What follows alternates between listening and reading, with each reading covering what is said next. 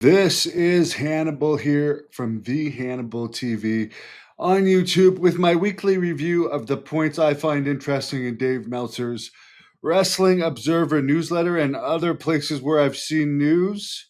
But Meltzer is reporting that for WWE holding WrestleMania in Saudi Arabia in 2027, they are determined to get more stars on that show than ever before. So you can expect them to try and go after Steve Austin, probably Jericho.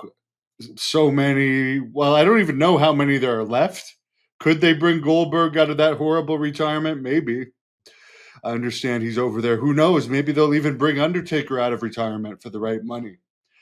But apparently, they're going to pay The Rock an unheard of amount of money, and they're currently in negotiations for The Rock to wrestle at that WrestleMania.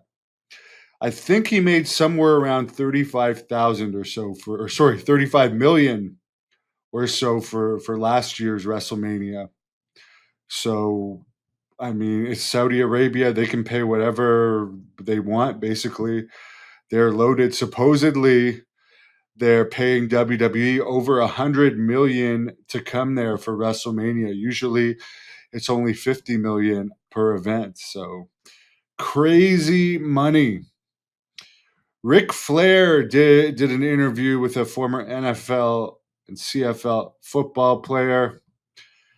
He said in this interview that Hulk Hogan paid for his son's rehab because he couldn't afford it. He wasted all of his money. I heard Bruno Sammartino say in an interview this was a guy that actually bragged about cheating on his wives and being unfaithful because he was responding to Flair saying that Bruno was not a good representative. And Bruno's like, this is a guy that gets naked and flashes people all the time and cheats on all of his wives. Keep in mind, he's had like 5 wives, and he said I believe he's divorced from all of them, and he says he's been with 10,000 women, maybe more by now, because that was like 10 years ago. So, exactly how long could he have possibly been faithful to any of these wives? One funny thing he said in this interview is flight attendants these days aren't as cooperative as they were in the 80s. Does that mean they complain when you flash them now? But I mean, I'm sure you looked a lot better in your 30s when you were flashing them in your 40s than your 70s. As far as one thing he said that didn't make any sense is he said he cut himself 300 times in a cage match in Florida against Butch Reed. That's getting to Hulk Hogan level of exaggeration. Speaking of Hulk Hogan, Brutus the Barber Beefcake has said that Hogan actually talked to him before the sex tape ever happened and said Bubba was trying to convince him to do it, and he was trying to talk him out of it. But here's the interesting part. If it was a work and the whole plan was to work Gawker between Bubba and Hogan, which I can see happening because Hogan was hurting for money in that point, and it's come out that his estate was only worth 5 million. So it's not like this guy was rolling in money. His assets are only worth 5 million apparently, and they're going to Nick because Brooke wanted out of the will, and I guess that might be one of the reasons why they're filing a wrongful death lawsuit, probably on the doctor, which Hogan and the rest of the family are doing. Nick Hogan, Brooke Hogan, and Sky, his ex wife, I believe, are doing that. A wrongful death lawsuit.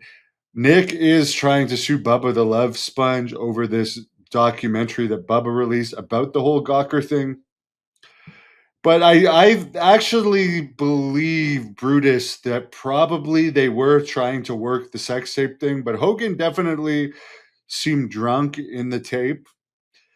Maybe the N word was an accident that he forgot about, and maybe that's where Bubba, like, or whoever leaked the tape really screwed him because, I mean, if he just got the money for having the sex tape leaked, that's one thing. He didn't care. Bubba's wife at that time was smoking hot.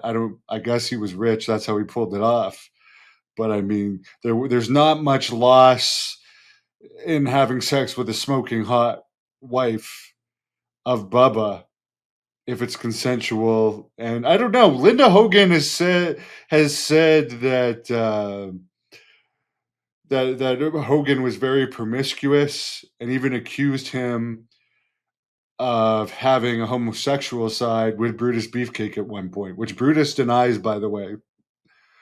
But I mean, when you get into swapping wives and stuff, I mean, at some point you have a bit of homosexual side to you because you're sharing a guy's wife. And even the Ultimate Warrior said in a famous promo where a lot of it ended up being true was Hogan was trying to get the Ultimate Warrior allegedly to sample Linda at one point.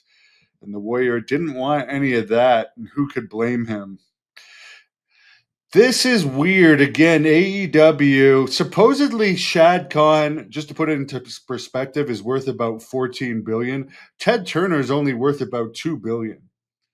So the amount of money wasting that AEW does is far worse than the money wasting that WCW did. The big thing in WCW was, Lanny Poffo only wrestled a couple times in a 3-year contract for $150,000 a year, which it turned out they were getting a Slim Jim deal through Macho Man that was worth even more than what they were paying Lanny. So even if it was a favor to Macho Man, it still paid off. But keep in mind, Lanny was in WWE. He was known. They could have brought him in and used him, and he is good at selling. How many people believe that locker room thing with him and I was real? For years, people hated me over that because they thought it was real. He is just an excellent seller, and they didn't use him. I mean, they could have had him on WCW Saturday Night. Compare that to AEW, sitting Jericho at home for almost 6 months now when he's making $6 million a year. Which, by the way, Tony Khan says he would love to have him back. He's with your company now, just like you'd love to have Britt Baker back. Well, what is it? You're too afraid to piss off your buddy MJF, who's supposedly making $15 million over 3 years, which he is not worth. NXT beat them again in the ratings this week, 0.14 to 0.13. The salary cap in NXT is $250,000. Anyways, what I was going to talk about was Collision, their least popular show. They brought Sting in for a taping which had under 1,000 fans this week. They brought Sting in unadvertised after the taping to do a tribute to Eddie Gilbert. Why, when you're bringing Sting in, which, by the way, supposedly Sting makes about $1 million a year under his Legends contract to do appearances for them. You bring Sting in, you don't advertise it in a town where WCW came all the time, and you couldn't even sell out the ECW arena. And then you don't put him on Collision. Like, you could probably pop a rating if you actually used him on Collision in some way. Supposedly, the average AEW wrestler's pay is now about $300,000 a year. Keep in mind what I'd like to know is, what is the average wrestler pay per match? These guys are making so much per match because they hardly wrestle. There's people sitting out doing nothing for months and years at a time, and they only have 2 shows, which are well, I guess they have Ring of Honor too, which nobody watches or pays attention to. But there's so many people paid there to do nothing. Anyways, let me know what you think about the Hulk Hogan Gawker thing. Was it a work? Was it a work that kind of backfired on Hogan? How much of it was work? Let me know in the comments. Please give this video a like.